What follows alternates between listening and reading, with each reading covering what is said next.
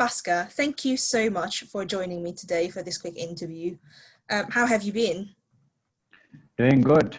Under the circumstances, of course, we are all going through the pandemic and things have not been all great, but I'm doing good. Thank you. Fantastic. That's really good to hear. So, since we mentioned the pandemic, what has been the main focus for you and your business this year? Has that changed at all? Yes, pretty much a lot of things have changed really.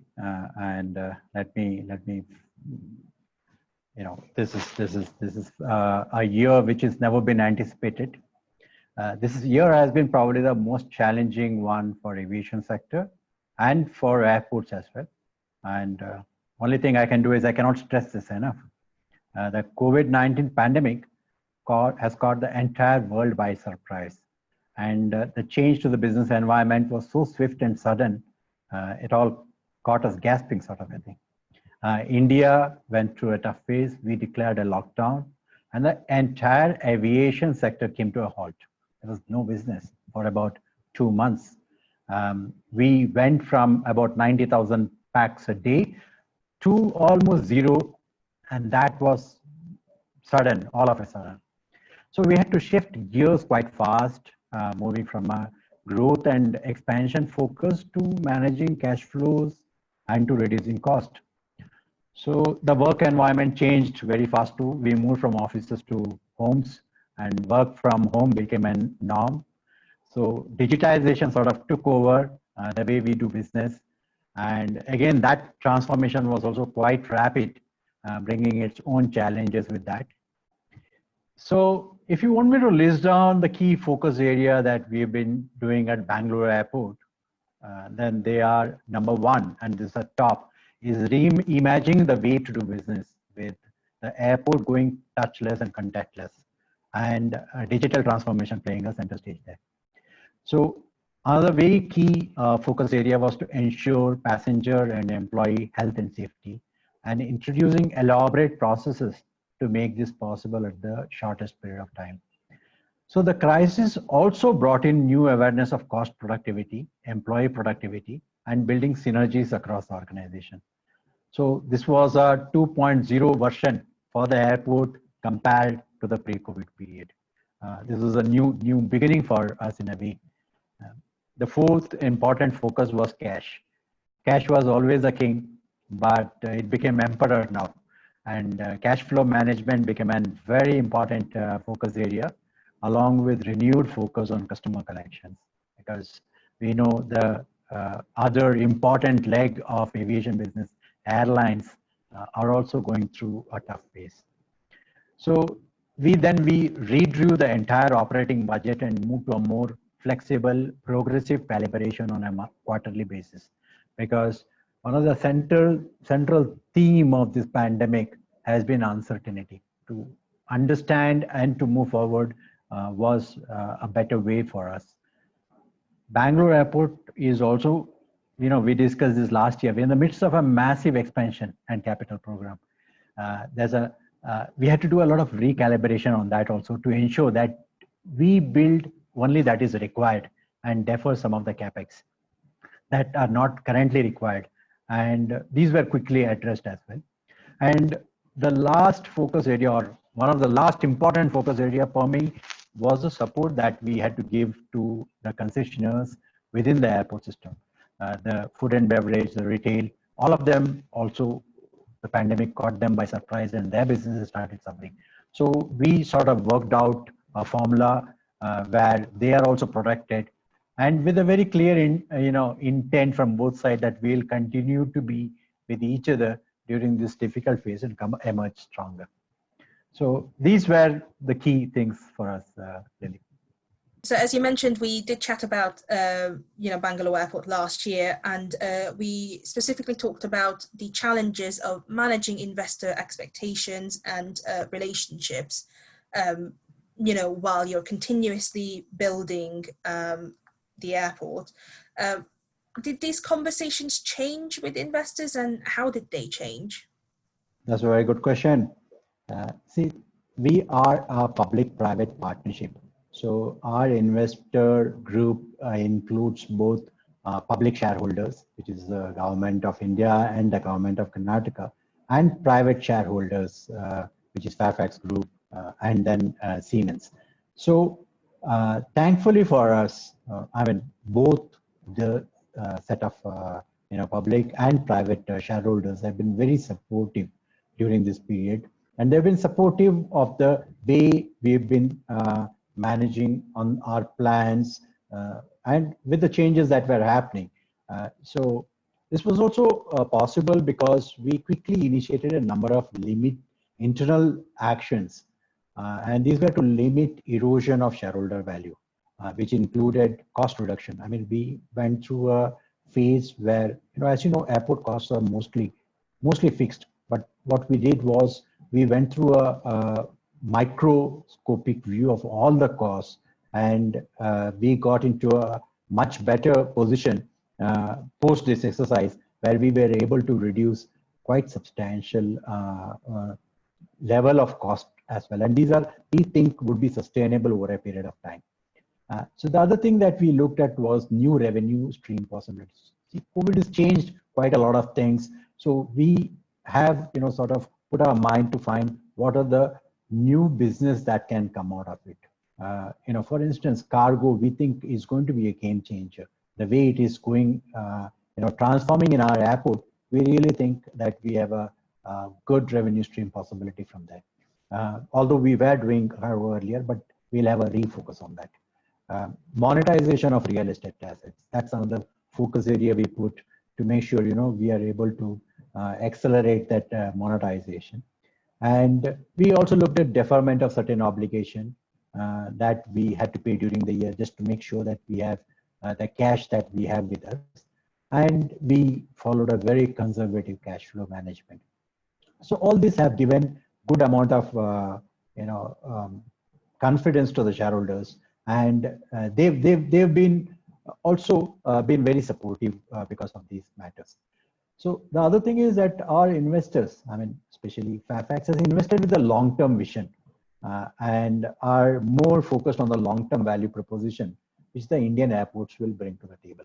And definitely India, we think this is a short setback for us, but then we will get back into normal quickly, probably in the next couple of years. And then the growth story again would continue. So we have, of course, reviewed and revised our traffic and revenue growth for the next few years. And I've also continued to do an ongoing dialogue with investor, keeping them abreast about the changing scenarios. And that, I think, has helped both sides to understand each other much better. Did you find, because, we just sort of talked about it a little bit, but, we're not meeting anyone physically face to face. But I know that that's a really big part of engaging with new investors and potential investors. Did you find an opportunity to do that under the circumstances? So our focus during the current year again was to shore up our existing cash position to make sure we are ready. When we came into the pandemic, we were quite happy with the cash situation that we had. But like I've told you earlier also, one of the core issues with this pandemic is uncertainty, the uncertainty it creates. So in order to be, prudent and be better prepared, we've been looking at shoring up our cash position. But we've only been looking at that from a sort of a debt sort of investors. And we've been talking to banks, and we've been talking to the other possibility of having a bond issue and stuff like that. But as far as our equity investors are concerned, they are there for long term. And we've really not thought seriously about any further equity raise. That's really good to hear. And I think you literally just mentioned it a few seconds ago, but you were talking about the long-term plan being a little bit set back because of this. Does that mean that you're not, you didn't need to reevaluate your plans at all? So we did. In a sense, the basics of aviation or airport has not changed. And I do believe strongly that the long-term outlook for the sector is very positive, and especially in India. So the crisis is a setback in a short term, and the traffic has also come on to a temporary halt. The traffic growth has come to a temporary halt. So that we had to reevaluate, and we have definitely reevaluated our business plans, and we do believe that the pre-pandemic traffic will return in, let's say, 18 to 24 months. And also the fact that, and this is something that is getting acknowledged more and more, that air travel is the safest mode of travel.